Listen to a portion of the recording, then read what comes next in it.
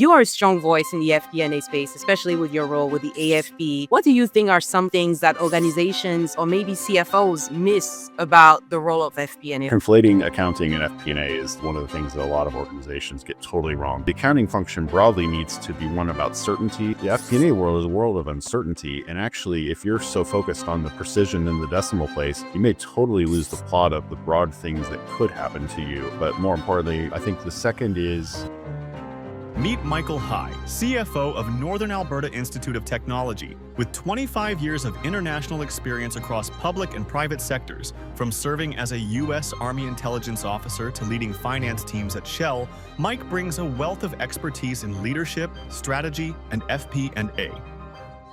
There are things I wish I knew then that I know now. I probably started with the golden rule of leadership. I thought there was one ideal and lead people the way I wanted to be led. And I think what I've evolved into is more of a platinum rule of leadership over my career, which is each individual person has a certain way that they should be led to get the best out of themselves. Was there a specific event that happened along the way that made you realize you need that more personalized approach to leadership? My primary role is to lead the people that directly report to me and create them into leaders that lead their teams well. You became CFO at a very tough times. There was a lot of uncertainty. Right in 2025, I feel like it's the same environment again. What would you say are some things that you learned that helped you get through that? One thing I have tried to do a lot of over the course of my career, which I think is critical for leaders.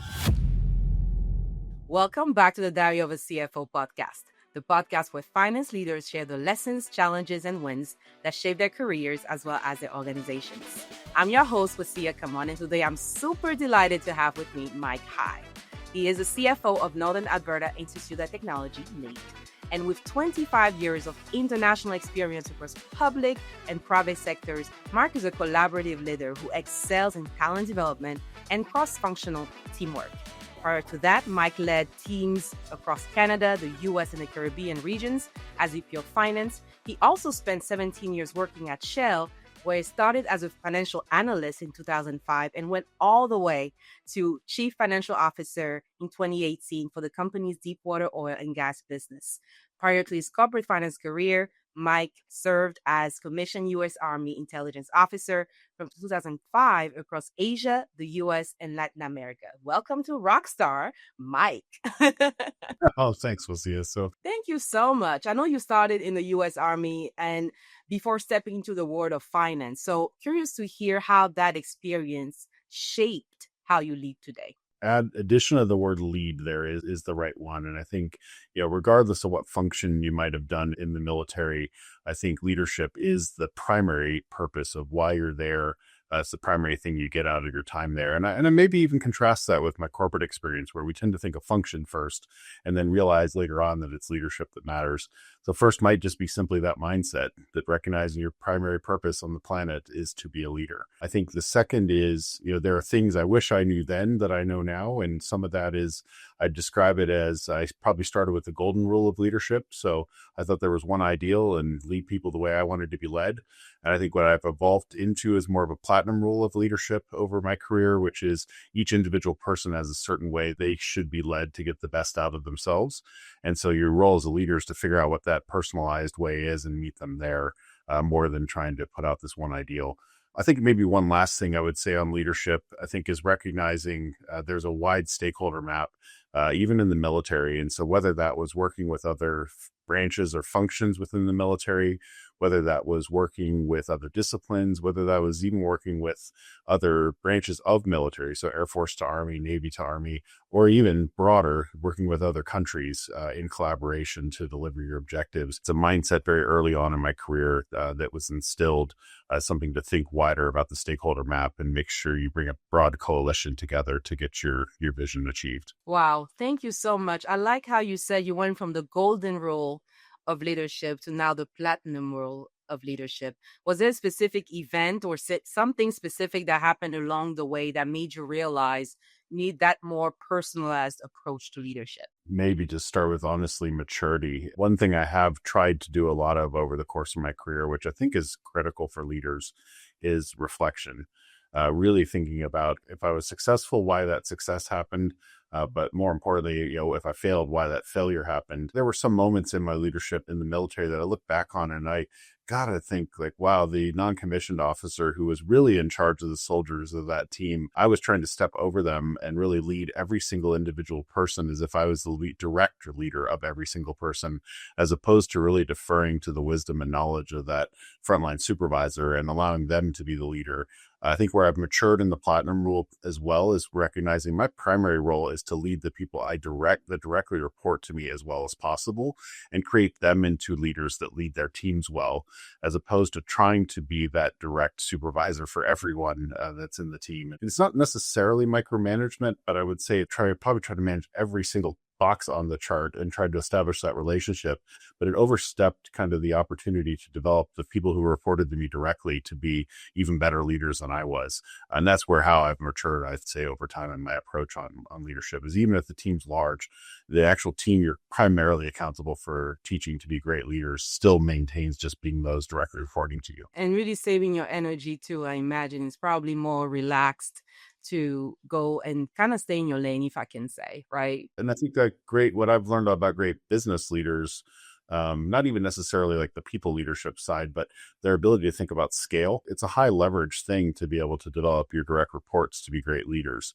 It's less high leverage to try to be a leader to every single person on there in that exact same way. And so, doubling your energy into your direct reports versus spreading it, peanut butter thin across everyone, it actually leads to better outcomes, I've learned over time. And it's not to say there's not a role as a broad organizational leader to inspire the entire team and create the conditions for leadership success for others, but to say the energy should primarily be focused on the folks who the responsibility, the privilege, and the drawbacks of being your direct reports. So the drawbacks. I love it. So curious to hear your transition from the military into corporate finance. At what point did you find yourself saying, I want to be a CFO? Like, why even getting into finance? It was pretty far into my career, and I'll distinguish. I figured out in the transition that I wanted to be in finance. I actually didn't know that when I started my transition. It was through the transition process that I started seeing that I resonated mostly with companies that were hiring for finance,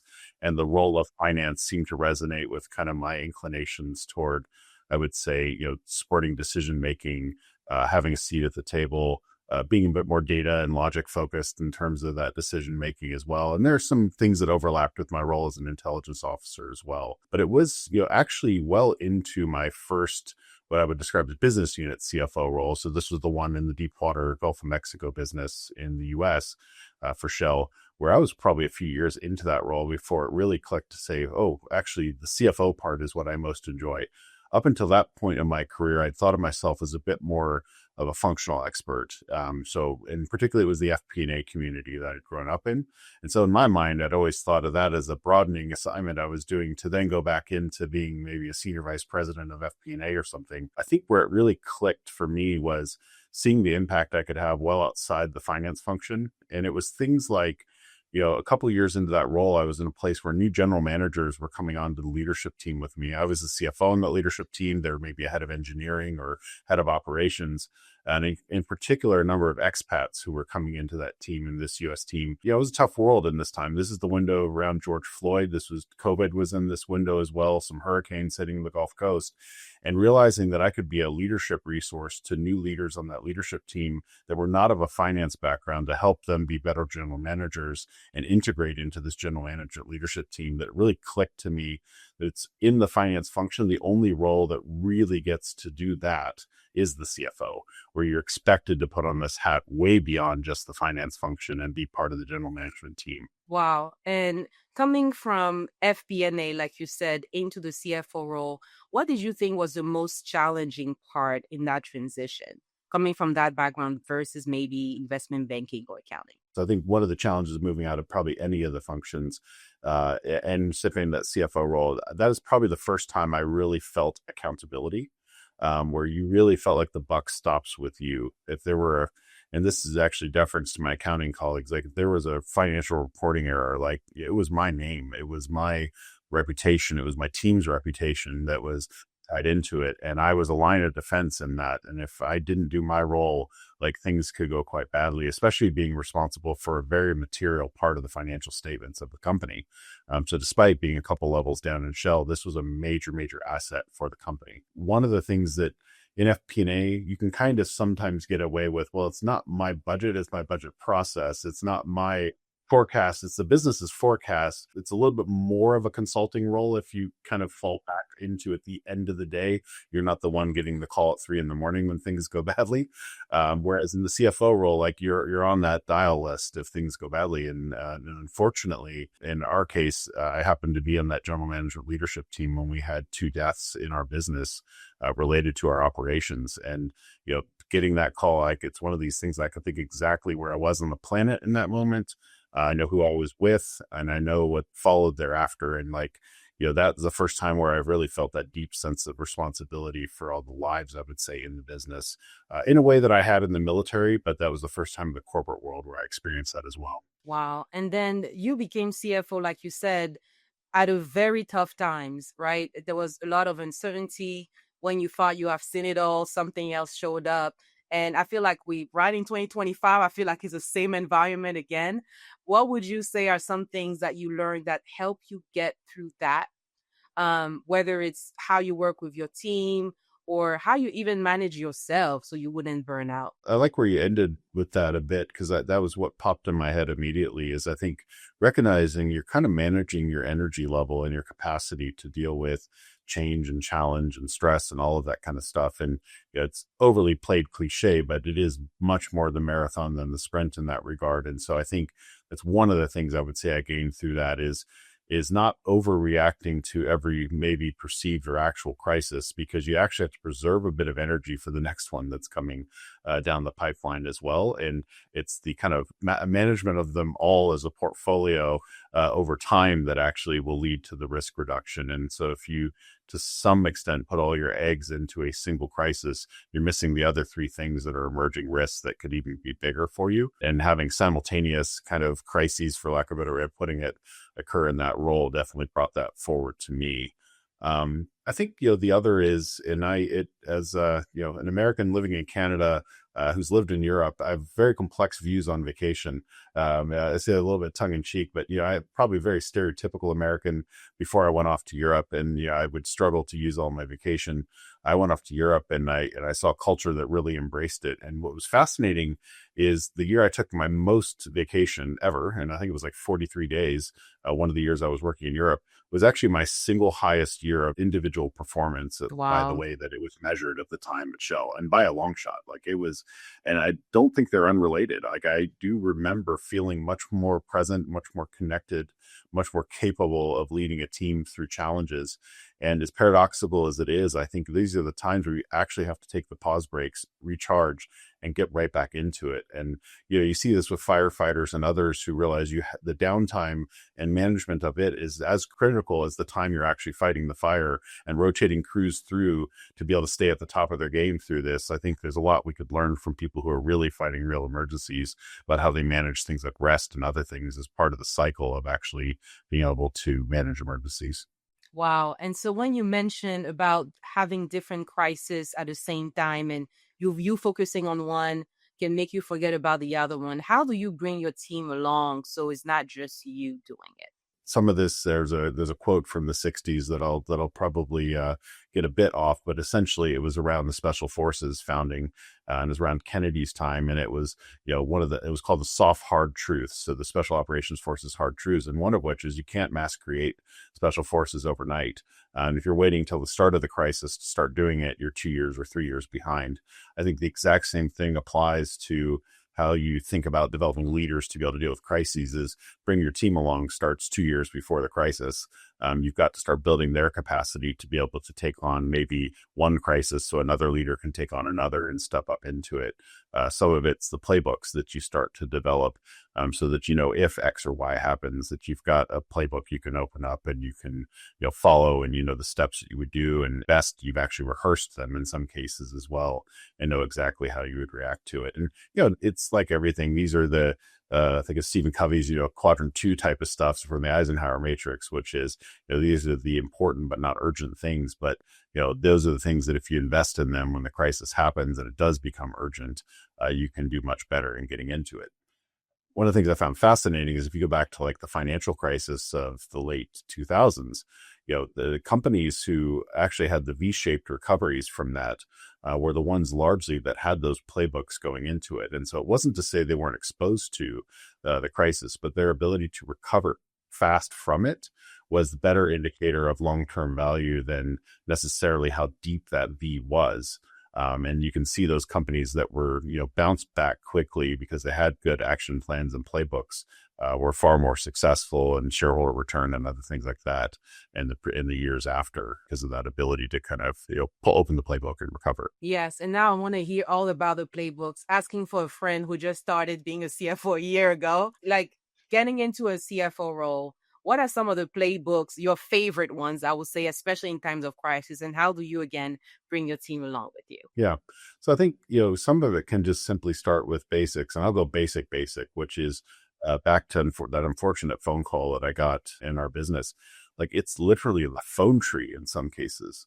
Like, as weird as it sounds, like, do you actually know how to get a hold of folks when you don't have access to your laptop and Teams and something bad happens? Like, do you have a basic phone tree of who's going to call whom? And I've been in hurricane evacuation situations where we only had the ability to stand on one foot on a fence post in the corner of your yard and hold it up to send a text message to communicate as a team and to be able to kind of understand if everyone's okay. And sometimes we probably don't even have access to some of those numbers and ways of getting a hold of people. I think, if you go a little more broadly, I think, there's obviously things like we're so reliant on technology, how you're going to, what are truly your critical technology systems and what are your recovery plans for them? Do you have redundancy? Do you have fallback data centers if you're a larger organization, stuff like that? I'd say the tech stack, we're so reliant upon it, is probably pretty high on my list, I would say, of things to think about. And then the other one I'm going to say is much more about prioritization. Crises can help you figure out pretty quickly what really matters and what doesn't. And I think spend a little bit of time to kind of create, even in some cases, a false crisis, to tease that out a bit and really figure out what reporting really matters, how crucial really is this function or process, and kind of knowing that helps you really focus the mind when you get into a crisis, the deck for the things that truly matter. And it can then, on the backside of it, don't waste a good crisis, as one of my bosses used to say. Hello, Azza, who may be out there. Don't waste a good crisis is, please apply those learnings after you've been through it. If you learned that it wasn't that essential, maybe that gives you insight into stuff you're doing that's over processing or overproduction. And then I'm curious now, this is good when you are in a role and then the crisis finds you. What if you just get and there is a crisis? How are you able to adapt, or are you able to have that game plan to know, okay, this is what I need my FP&A team to do, my accounting team to do, etc. How do you work across your different stakeholders? Yeah. And so I think it depends how early in your tenure you are, but if it's quite early, I think this is where you have to build trust by listening. Your team is going to know more than you are in this case. Now, after listening, you may need to help prioritize, and you may need to help focus, and you may need to make some decisions. But I'd probably start with listening in that case. I think the other is communicating, and these are such basics that apply kind of in all situations, but ever more important in a crisis, if you will.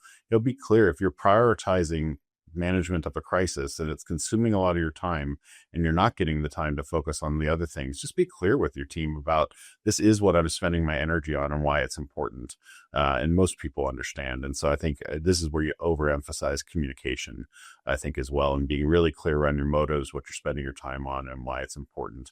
And then I think the third one's role modeling, which is to say, is it really a crisis? And this is where I come back to my time in the military versus maybe corporate. There are things that can result in loss of life in the corporate world. I unfortunately have talked about that a bit.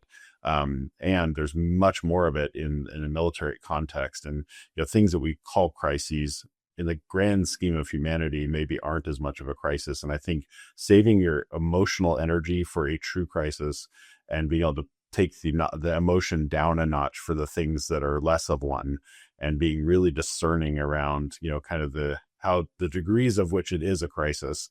And it's almost like those physical pain charts in the doctor's office. Is it really a 10?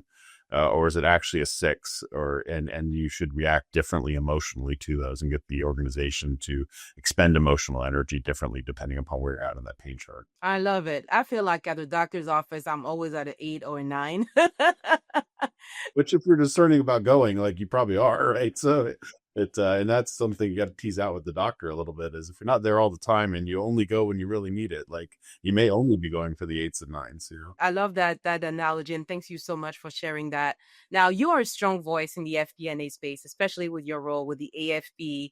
What do you think are some things that organizations or maybe CFOs miss about the role of FP&A, or what good FP&A should look like? I think a couple things, and this has evolved over time. Like, when I got involved in this community the most deeply, now I've been in FP&A roles since 2007. In FP&A community, I got involved with in probably at the earliest about 2014, 2015. Even at that time, the term FP&A was not as widely used or understood. Even the organization I was in at the time at Shell, we didn't use that term to describe what it is that we did.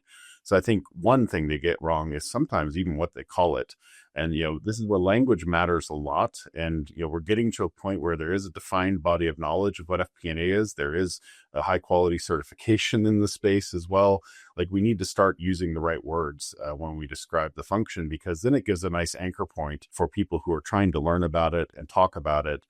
Common body of knowledge and language to be able to describe what it is they do, figure out how to make it better, use maturity curves and all those kinds of things. So I think that's the first thing that organizations get wrong. I think the second, and this is with all the love to my accounting team members and accounting colleagues and friends, which are absolutely critical for the success of an organization. But conflating accounting and FP&A is one of the things that a lot of organizations get totally wrong. And I think when you see an organization who decides to put FP&A under the controllership function, it's not designed for success in both cases, because the accounting function broadly needs to be one about certainty, and I would describe it as analysis. And really understanding what has happened, or maybe is happening in the moment, and being factually as strictly correct as they can, broadly speaking. The FP&A world is a world of uncertainty. And actually, if you're so focused on the precision in the decimal place, you may totally lose the plot of the broad things that could happen to you, and miss the fact that actually there's this other emerging risk, which isn't necessarily showing up in the details yet, but maybe the most important thing to be discussing with your business, because it could materialize and wipe you out. And I think that's another thing they get wrong, is maybe where it fits in the organization. And then the third then is composition of talent. So if you put it in the wrong place, you start to resource it with the wrong kinds of folks who don't necessarily have the right skill set or the right mindset to be successful in the roles.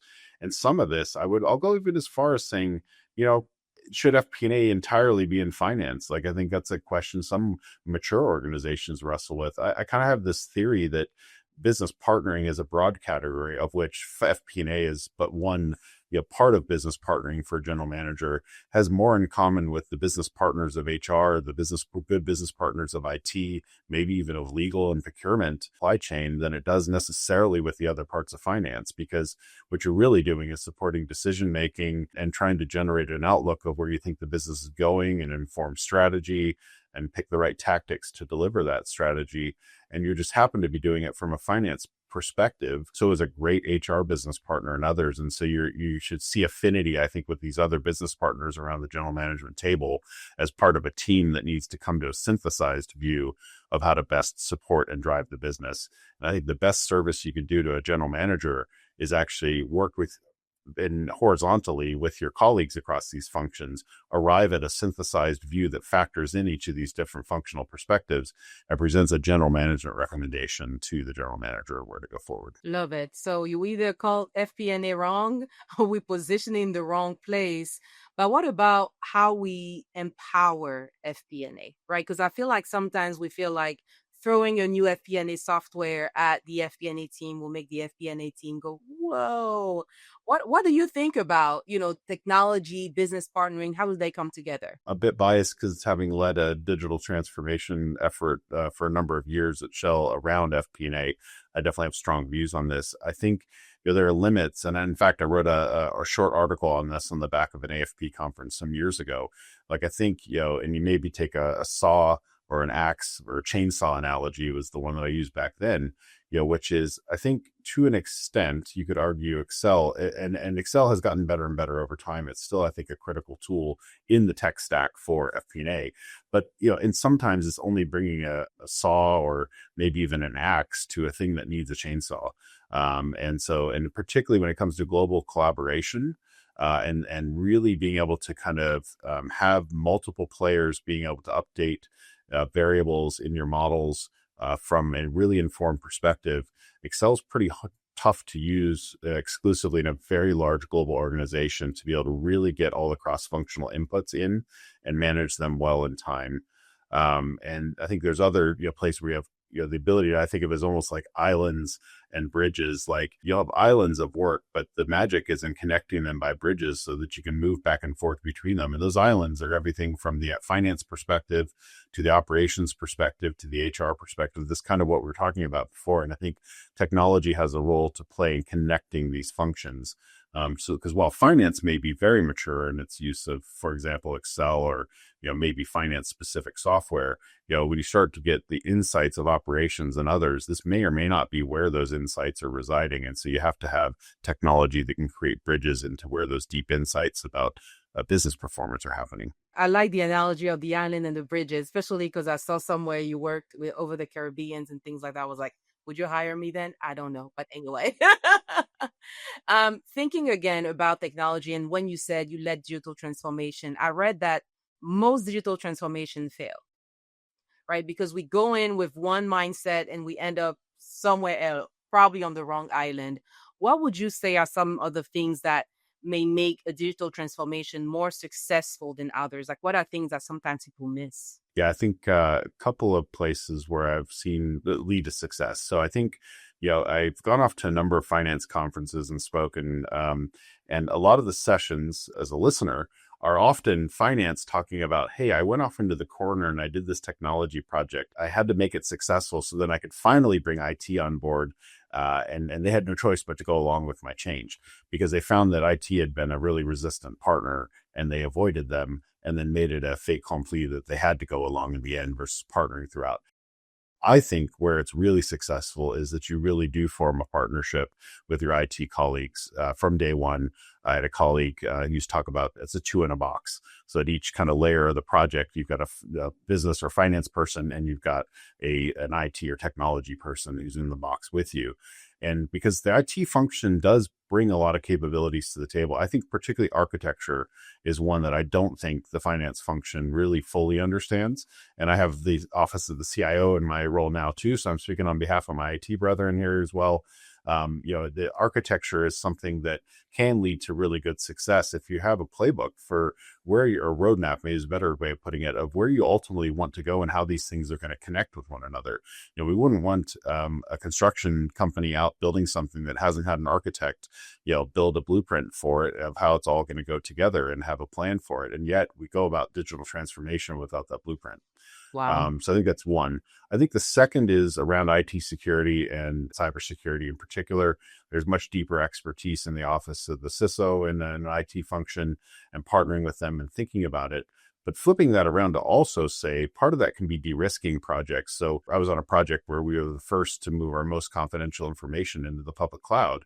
And that took partnership with the IT organization to be able to figure out, okay, what are the risks? Where's the space that's still inside of the red lines that we don't want to cross, where we can push the boundaries of what we're trying to do and actually unlock this for others. And it can only be possible in partnership with the IT function.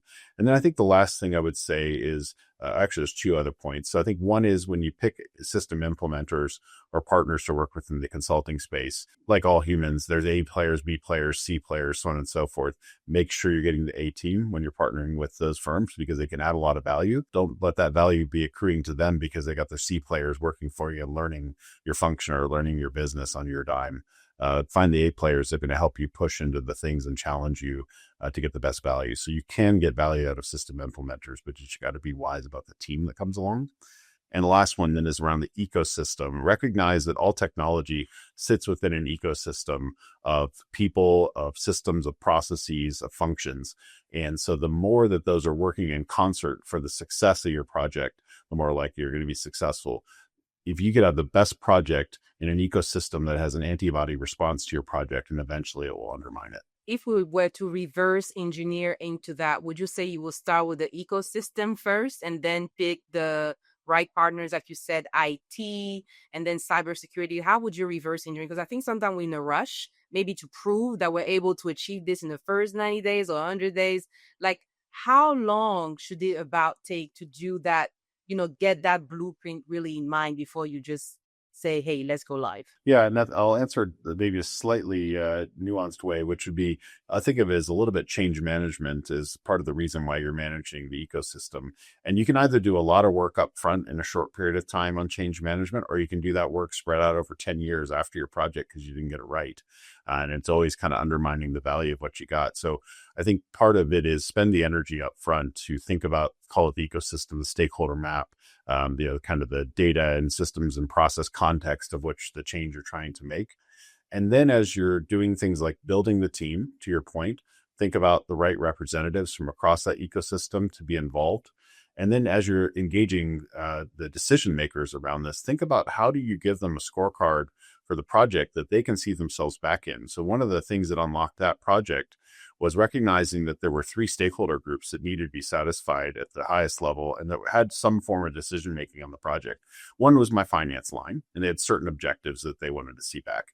The second was the IT line, which had certain objectives they wanted to see back.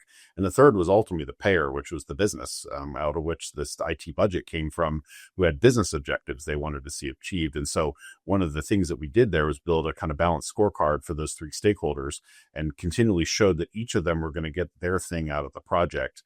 And that ultimately getting at least 2 of 3 of those over the line in the beginning was crucial to getting momentum on the project, which ultimately brought the third stakeholder along as well. I really like your approach to having systems to get you going and a clear sight. And then there is crisis, my favorite topic for you. Right. So you are in the middle of your digital transformation. You did all you could, right? You talked to the right stakeholders. You identified the 18 players you wanted to have, but then crisis hit. How do you shift your energy? How do you shift your team so that you can still reach what you want with the digital transformation, but also have to navigate whatever is at hand? And I think, part of my thinking on this, which I've tried to put into action over time, don't always get right, is I think, there's only so much capacity in an organization for people to strap every initiative on as a side of their desk thing.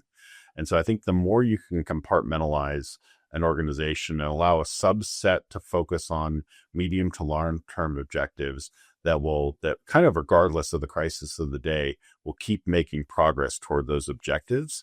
That can be a way to help maintain momentum in a world where you have to divert most of us side of the desk people attention to the crisis at hand.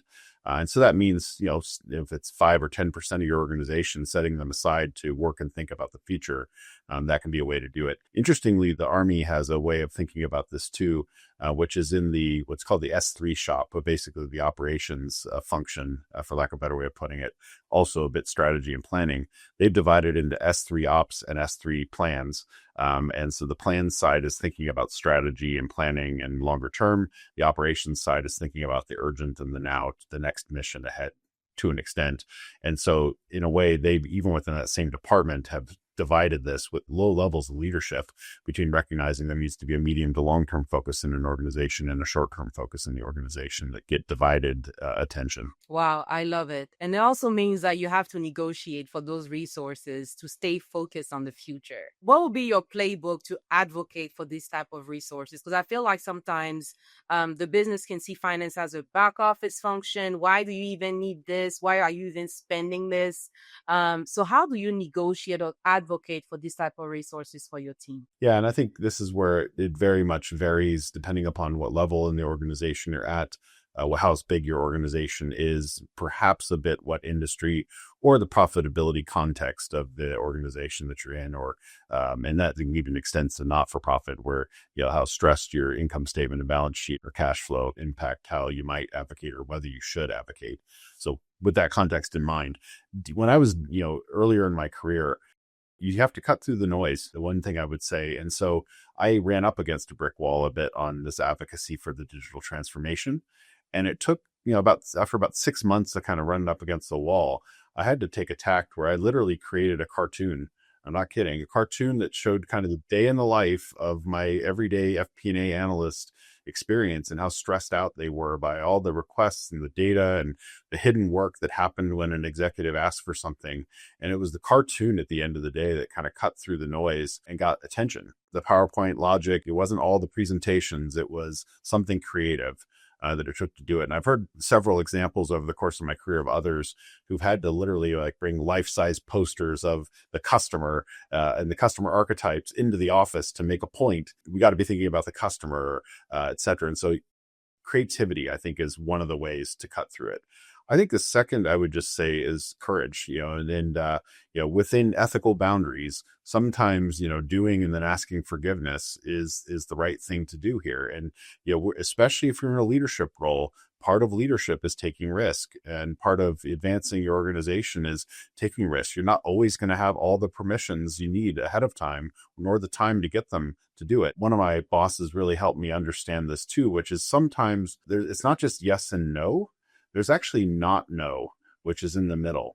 And this is a really important space to get comfortable with, which is sometimes you just have to get the decision maker to not say no.